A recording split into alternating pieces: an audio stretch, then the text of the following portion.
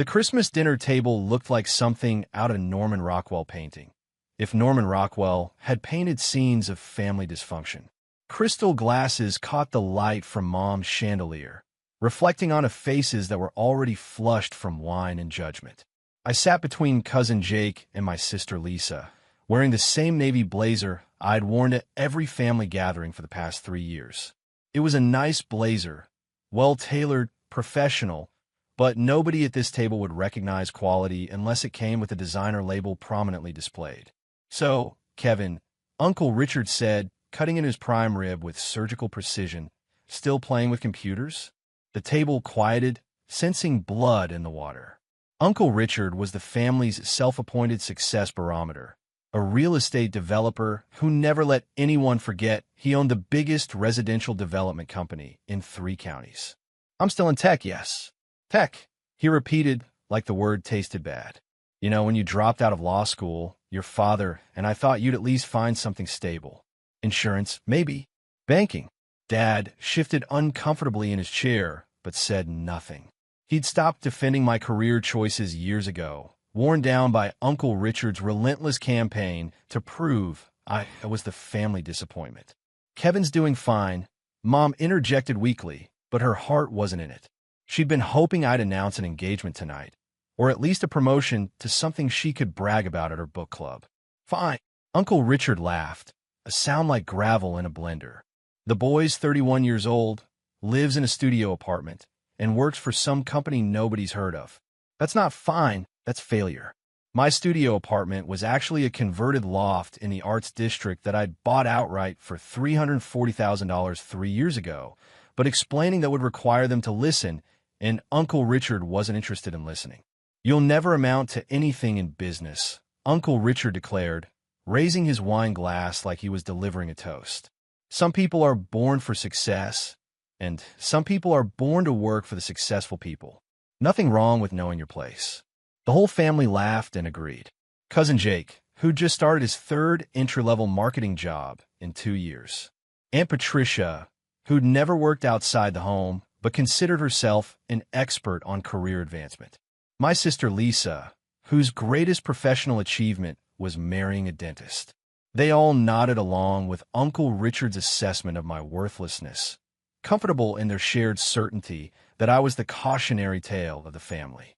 My phone buzzed against my leg. I glanced at the screen. Unknown number with a New York area code. Normally I'd ignore it, but something made me hesitate. "Excuse me," I said, starting to stand. "Oh," let ring. Uncle Richard waved dismissively. "Unless it's someone offering you a real job, it can wait." The phone kept buzzing. Then an idea struck me, the kind of impulsive decision that my family would have called reckless if they'd known I was capable of making them. I answered the call and put it on speaker. "Kevin Morrison speaking." "Mr. Morrison, this is Sarah Chun from Forbes magazine. I hope I'm not calling it a bad time, but I wanted to personally congratulate you on making this year's billionaire list." The dining room fell silent, except for the sound of Aunt Patricia's fork hitting her plate. "Forbes billionaire list," I repeated carefully, watching Uncle Richard's face turn an interesting shade of purple. "Yes, sir. Your company's IPO last month was absolutely remarkable. Quantum Dynamics going from startup to $12.8 billion valuation in 6 years. It's one of the most impressive growth stories we've covered. We'd love to schedule an interview about your journey." I looked around the table at faces frozen in various stages of confusion and shock. Mom's mouth was hanging open. Dad was gripping his wine glass, so hard I thought it might shatter. "That's very kind of you," I said into the phone. "Could I call you back tomorrow? I'm having dinner with family." "Of course." "And Mr. Morrison?" "The article about quantum computing revolutionizing data processing. Brilliant work. You're reshaping entire industries." "Thank you. I'll speak with you soon." I hung up and slipped the phone back into my pocket. The silence stretched until it became uncomfortable, then moved past uncomfortable into something approaching surreal. Uncle Richard was the first to find his voice. That was really Forbes magazine. Sarah Chun, senior reporter. She covers tech and finance. And they said, "Billionaire list?" I nodded. "The annual Forbes billionaire list comes out next week." Quantum Dynamics IPO pushed my net worth to $1.3 billion, apparently. Cousin Jake made a sound somewhere between a cough and a wheeze. Quantum Dynamics, that's your company? I founded it 6 years ago. We develop quantum computing systems for data processing and artificial intelligence applications. Mom found her voice, though it came out as barely a whisper. Kevin, honey, are you saying you're a billionaire? As of last month's IPO, yes. The table erupted in chaos. Everyone talking at once, questions flying, wine glasses forgotten as the family tried to process information that contradicted everything they believed about me for years. But your apartment, Lisa sputtered. It's tiny. It's a loft. I like lofts. They're efficient. And your car, Jake added. You drive that old Toyota. It's reliable. It's good gas mileage. Uncle Richard was staring at me like I'd grown a second head. How long?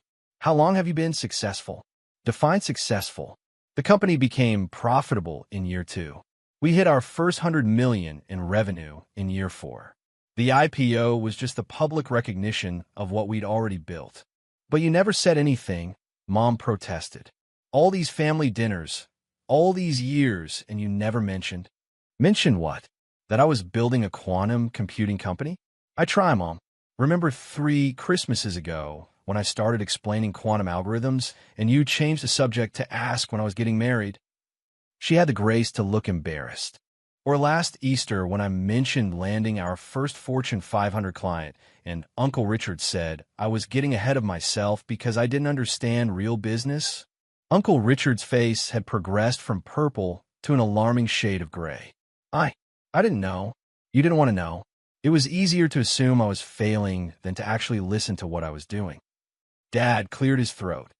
Son, I think we owe you an apology. For what? For not believing in me? For treating me like the family disappointment? For laughing when Uncle Richard said I'd never amount to anything? The silence returned, heavier this time, weighted with years of dismissal and condescension. Kevin, Aunt Patricia said carefully, we had no idea you were so accomplished. I'm the same person I was an hour ago. The same person I've been for 6 years while building this company. The only thing that changed was a phone call telling you my net worth. But why didn't you tell us? Lisa asked. Why let us think? Think what? That I was a failure because I didn't drive a BMW or live in the suburbs? That success has to look a certain way to count. I stood up, smoothing down my 3-year-old blazer that had cost me $150 at Nordstrom Rack and had served me well through countless investor meetings and board presentations. The truth is, I did tell you. I told you I was working on revolutionary technology. I told you we were changing how computers process information. I told you we had clients who were household names. But you heard computers and assumed video games or IT support or something small and unimportant. Uncle Richard finally found his voice again. Kevin, I was wrong. About everything. I'm sorry. Are you sorry because you misjudged me? Or because you found out I'm worth more money than you are? The question hung in the air like smoke. Uncle Richard opened his mouth, then closed it, unable to answer. That's what I thought. My phone buzzed again. Another unknown number. I glanced at the screen, then looked around the table at my family, my shocked, embarrassed, suddenly very interested family. Excuse me, I said, answering the call on speaker again. Kevin Morrison. Mr. Morrison, this is David Park from TechCrunch. We're running a story about Quantum Dynamics' IPO success and your rise as one of the youngest billionaires in tech. Could we get a quote about your background and what drives your innovation? I looked at Uncle Richard, who was staring at his plate like he wanted to disappear into it.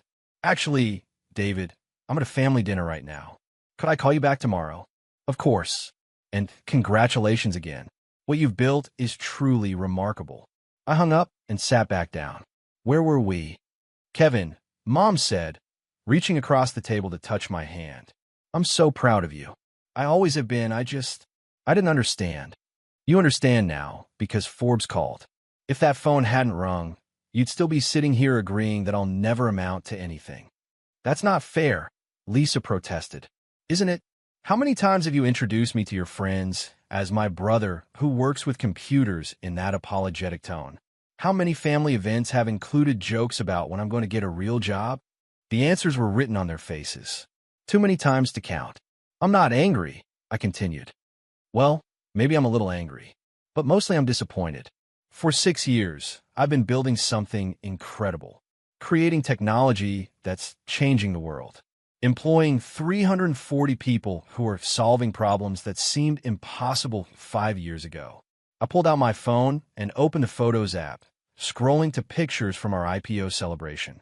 This is our headquarters in Austin. 47,000 square feet of the most advanced quantum computing research facility in North America. These are my employees, brilliant people with PhDs from MIT and Stanford who chose to work for me because they believe in our mission. I showed them pictures of the IPO bell ceremony, of our quantum processors, of the awards we'd won for innovation.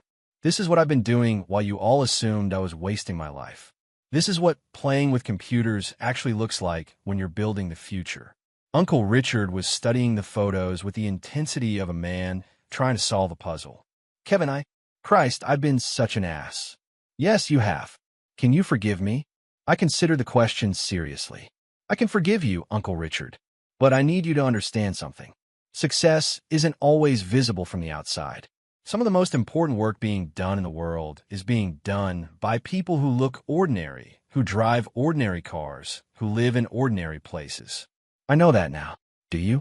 Or do you know that I happen to be worth $1.3 billion? Which meets your definition of success. He was quiet for a long moment. Both, I think. I'm learning both. The rest of dinner passed in a surreal haze of questions and apologies and attempts to understand how they'd all gotten everything so completely wrong. My phone rang twice more. Investors, reporters, people who understood exactly what quantum dynamics represented for the future of computing. As we cleared the table, Dad pulled me aside in the kitchen. Son, I owe you the biggest apology of all. I should have supported you from the beginning. I should have asked more questions, listened better, believed in you. I know, Dad. Can we start over? Can you tell me about your work? Really tell me, so I can understand. I looked at my father, seeing genuine regret and curiosity in his eyes for the first time in years. I'd like that. But Dad, next time I tell you I'm working on something important, maybe don't wait for Forbes to call before you believe me. He smiled sadly. Deal. That night, I drove home in my reliable Toyota to my efficient loft apartment, where I had a quantum processor prototype sitting on my kitchen counter next to a bowl of fruit and a stack of research papers. My phone was full of voicemails from family members who suddenly wanted to reconnect, to understand, to be part of my life in ways they'd never bothered with before. Tomorrow, I'd return most of those calls. I'd explain quantum computing to my mother, show my sister the patents we'd filed, maybe even invite Uncle Richard to tour our facility so he could see what real innovation looked like. But tonight, I just sat in my chair by the window, looking out at the city lights and thinking about how strange it was that my family needed a magazine to tell them their son was worth loving. The Forbes article would come out next week. There would be more interviews, more recognition, more people suddenly interested in Kevin Morrison's story. But I was still the same person I'd been at dinner, wearing the same blazer, living the same life, building the same impossible things out of quantum particles and determination. The only difference was now everyone knew it.